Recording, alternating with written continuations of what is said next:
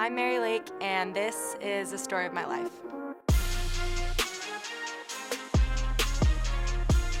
Chapter 1, my childhood. I grew up in Palm Springs, California. I'm the youngest of 6, and I grew up in a volleyball family. My high school coach says that when he coached my sister, you could just hear during silent parts of the game a little thudding in the back court, and that was just me passing a ball the whole time. Chapter 2, my high school years. I went to high school at Palm Springs High School. I started playing varsity when I was a freshman and was probably scared out of my mind. My junior year, we won our CIF, which is kind of like state for California, and it was a dream come true. I thought I could have died in that moment and been happy.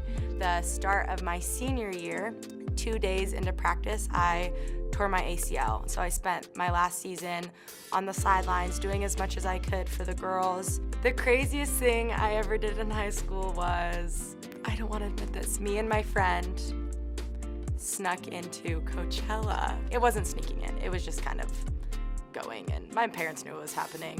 I'm not saying to do it, I'm not saying to go to Coachella, but that's the craziest thing I've done. And then I graduated high school early that December and came up to BYU. Chapter 3, my college years. The thing that got me to come here was not just the volleyball program, because that's great too, but I knew that if volleyball ever went away, I would still love being on campus and being at the school. People don't realize that you don't just pick the school for the sport, you pick the school for the school, and it's made me love my experience here at BYU.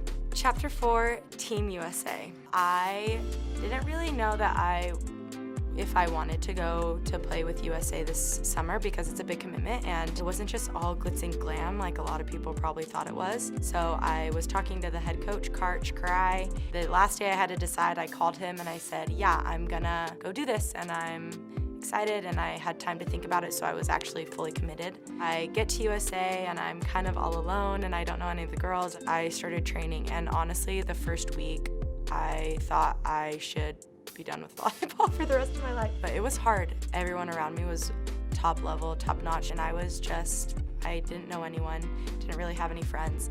And then I found out that I was making the team that went to play with VNL, and I was like, that wasn't part of the agreement. I didn't think I was gonna be making any teams, and so it was about 54 days on the road with volleyball, and I became so close with the girls, and that's probably the thing that I take away from USA, is that no matter how you're doing, if you make connections and relationships with the people around you, it helps the team because the team plays better, and it helps you able to get in every day and be excited about practice. I really felt like I had a role in USA, and that role maybe was a lot different than my role at BYU, but they appreciated me for that role, and they appreciated my strengths and the things I brought. That's an experience not a lot of people get, and it's really humbling being able to be on the court and supporting your team who qualifies for the Olympics. I probably don't appreciate it as much as I will realize I should, if that makes sense. When my time as BYU Cougar comes to an end, I'm getting emotional. I don't really have any expectations for this team this year. I just want to leave a culture that's sound and that's solid, and that means being a leader who doesn't complain, who comes in every day excited to get better, doesn't put themselves above the younger girls, who takes her academics, ward activities, everything seriously. People won't really remember the volleyball all that much, but they'll remember how I treated them, and that's probably what I hope to leave as a BYU Cougar. That's so sad.